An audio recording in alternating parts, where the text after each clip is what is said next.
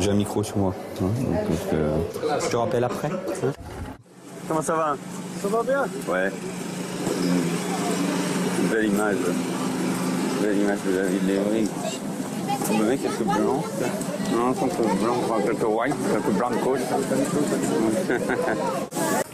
Alors Manuel Valls, on voit dans ce reportage que vous n'êtes pas toujours politiquement correct et à la fin vous ne l'êtes carrément pas. Quand vous dites qu'il n'y a pas assez de blancs, ça donne une mauvaise image de la ville. Oui, parce que évidemment avec les stands qu'il y avait là, le sentiment que la ville tout à coup, ça n'est que cela. Voilà, donc, Comment ça n'est que cela? Et alors parce que vous dites que ça vous pouvez le dire, mais ça veut dire quoi? Qu'il faudrait amener des whites, des blancs, comme vous dites, pour faire une meilleure image. Je crois. Après les remous suscités par un reportage de Direct 8 la semaine dernière, où l'on voyait Manuel Valls déambuler dans les rues d'Evry, semblant regretter que la ville ne compte pas suffisamment de blancs, La laïcité, c'est le synonyme du vivre ensemble, du respect. Ça n'est pas la négation des religions, c'est la raison pour laquelle nous devons favoriser l'émancipation, par exemple.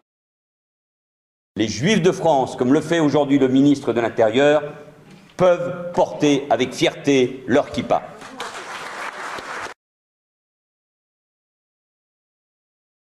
Le voile restera pour moi et doit rester pour la République un combat essentiel. Excusez-moi, qu'est-ce qui se passe, mesdames? Qu'est-ce qui se passe? Qu'est-ce qui se passe? Je vais vous expliquer, madame. Il y a une dame en foulard, donc on nous a contrôlés, on a nos papiers, il y a tout ce qu'il faut. On est en règle? On est en règle, mais on nous dit de quitter les lieux. Il n'y a que nous qui devons quitter les lieux. Alors c'était une journée où on était venu accompagner notre oncle qui vient pour du tourisme. Et voilà ce qui se passe. Allez, s'il vous plaît. Et là, on est obligé d'aller. Allez, c'est bon. Attention à vous derrière, attention à vous. Regardez un peu la France. Regardez la France. La laïcité, c'est le synonyme du vivre ensemble, du respect. Ça n'est pas la négation des religions. Comme par hasard, que des Maghrébins, parce qu'il y a 50 000 touristes qui viennent tout le temps ici. Je suis venue juste pour apprécier ce qui est là, mais là, elle ne nous laisse pas passer parce que la dame qui a vu qu'il est voilé, quoi. Je sais pas pourquoi. Là, vous ne pouvez pas aller sur la place du Trocadéro? Bah, apparemment, non. Interdit de séjour là-bas. Le voile restera pour moi et doit rester pour la République un combat essentiel. Monsieur Valls, dire des choses sensiblement similaires à ce que dit Sarkozy. La force de Sarkozy, c'est d'avoir marché même sur les plates-bandes de ce que vous pouviez dire et de ne pas donner l'impression aux gens qu'il y a une différence entre les deux politiques. Non, il n'y a pas de vraie politique alternative de gauche. En tout cas, les Juifs de France, comme le fait aujourd'hui le ministre de l'Intérieur, peuvent porter avec fierté leur kippa. Par ma femme, je suis lié de manière éternelle à la communauté juive et à Israël. Quand même. Merde, quand même. Très bien comment Monsieur Valls, qui a l'air de perdre un peu ses nerfs, à vrai dire, qui a l'air de s'inquiéter, je pense qu'il ferait mieux de s'attaquer au vrai problème Mais écoutez, si on regarde cette fameuse courbe et les chiffres mois par mois, en novembre, le nombre de chômeurs est lui reparti à la hausse de 0,5% pour s'établir à un niveau record de 3 293 000. Le Valls ferait mieux de s'occuper de l'insécurité. Ces 12 derniers mois, les atteintes à l'intégrité physique auraient progressé de 2,9%, les atteintes aux biens de 3,5%, plus 10,4% pour les violences sexuelles, plus 9,3% pour les cambriolages. Et ce n'est pas tout. Dans le même temps, toujours selon le Figaro, les taux d'élucidation sont en baisse, comme l'activité des policiers et gendarmes, et les patrouilles sont moins fréquentes. Et j'espère que Monsieur Valls ne fera pas, comme il a tellement l'habitude de le faire, n'appellera pas certaines de ses forces de l'ordre à provoquer les manifestants, comme nous l'avons vu sur Facebook et dans les nombreux reportages, heureusement que nous avons Internet, où nous voyons en effet des forces de l'ordre qui provoquent...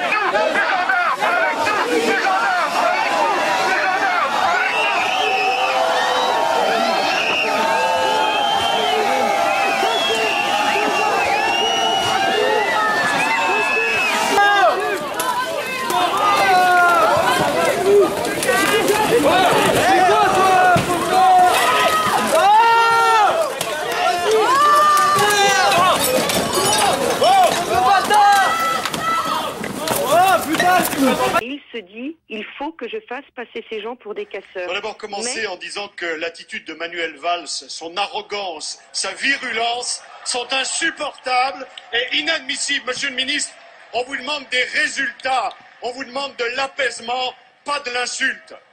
Monsieur le Premier ministre, dans votre réponse tout à l'heure à notre ami Monsieur Brottes, vous appeliez des faits. Ben, je vais vous en donner quelques-uns. Vous aviez promis la croissance, elle est à 0, mais ce n'est pas de votre faute. Vous aviez promis de l'emploi et le chômage va battre son record ici. Non, mais ce n'est pas de votre faute.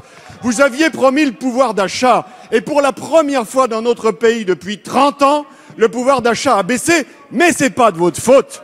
Vous aviez promis de faire payer les riches, mais les riches sont partis et c'est les classes moyennes qui payent, mais ce n'est pas de votre faute. Vous aviez promis de mettre la finance internationale à genoux, mais c'est vous qui êtes à genoux devant la finance internationale pour qu'elle comble nos déficits, mais c'est pas de votre faute. Vous aviez promis la République irréprochable et vous avez osé nommer Ségolène Royal à la tête d'une banque publique, mais c'est pas de votre faute. Vous nous aviez promis une majorité exemplaire et toute la France sait ce qu'il en est de votre majorité exemplaire, mais c'est toujours pas de votre faute. Monsieur le Premier ministre, c'est pas une boîte à outils qui vous a donné le président, c'est une boîte à gifles. Et dans cette boîte à gifles, il reste encore quelques perles, comme le cumul des mandats. Le cumul des mandats que, mes chers collègues socialistes, vous vous êtes engagés à respecter dès le mois de septembre 2012, en promettant devant vos électeurs, la main sur le cœur, de démissionner de votre mandat local en septembre. Aucun de vous ne l'a fait. Mais c'est pas de votre faute, monsieur le Premier ministre. Alors, monsieur le Premier ministre, à force de dire que rien n'est de votre faute, à force de n'être responsable de rien, il ne faudra pas vous étonner si un jour les Français vous disent « Mais qui est le Premier ministre dans ce pays ?» Ce ne sera pas de leur faute.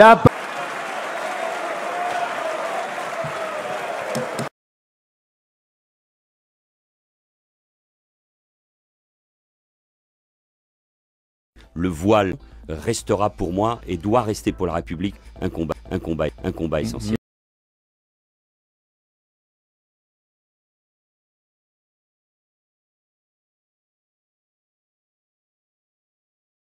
Mais moi, je considère qu'il est de la responsabilité d'un ministre, il est de la responsabilité des politiques et des élus, de la société qui doit condamner monsieur Dieudonné Mbala et ce geste de ce Dieudonné qui ne fait plus rire personne depuis bien longtemps,